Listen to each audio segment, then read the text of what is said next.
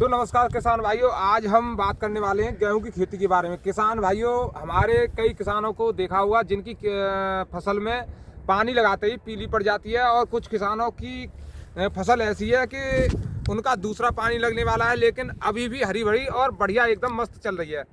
ऐसी कंडीशनों का सामना क्यों करना पड़ता है किसानों को, तो इसके बारे में हम इस वीडियो में बताने वाले हैं। तो किसान भाइयों, पहले तो देखिए, हम ऐसी जगह पर आए हैं जहाँ पर बराबर के दो खेत हैं, बीच में एक मेड़ है, लेकिन दोनों की कंडीशन बिल्कुल अलग है, स्थिति अलग है। एक किसान का बहुत बड़ा नुकसान है और एक किसान की फसल हर भरी है। तो पहले आपको हम दिखाएंगे ये कारण क्या है।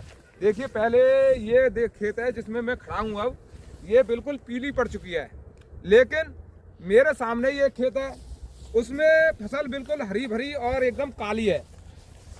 दोनों खेत बराबर के हैं, बीच में केवल एक मेड़ है, यानी मान लीजिए दोनों खेत एक ही हैं, खाली एक मेड़ का अंतर है और कुछ अंतर नहीं है।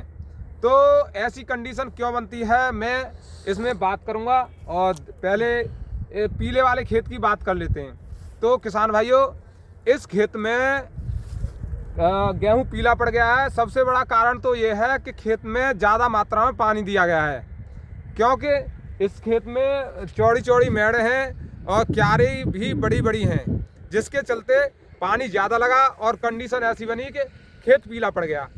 लेकिन एक और कंडीशन है कि इस खेत में जल्दी पानी दे दिया गया, 20 से 25 दिन के अंदर पानी दे दिया गया, लेकिन उसकी कंडीशन का हिसाब नहीं लगाया हमारे किसान ने कि ऐसा हो सकता है कि बुवाई के समय पर खेत में नमी ज़्यादा हो, उस समय पर बुवाई कर दी, लेकिन ध्यान वही रखा जैसे बताया जाता है कि 22 से 25 दिन के अंदर पानी दे दो खेत में और गेहूं आपका बढ़िया रहेगा। लेकिन हमें पहले अगर पानी देना है तो उससे पहले हमें खेत की नमी का ध्यान अवश्य रखना होगा, जिसके चलते अगर आपके खेत में नमी कम है तो आप 22 से 25 दिन के अंदर पानी दे दीजिए, कोई प्रॉब्लम आने वाली नहीं है।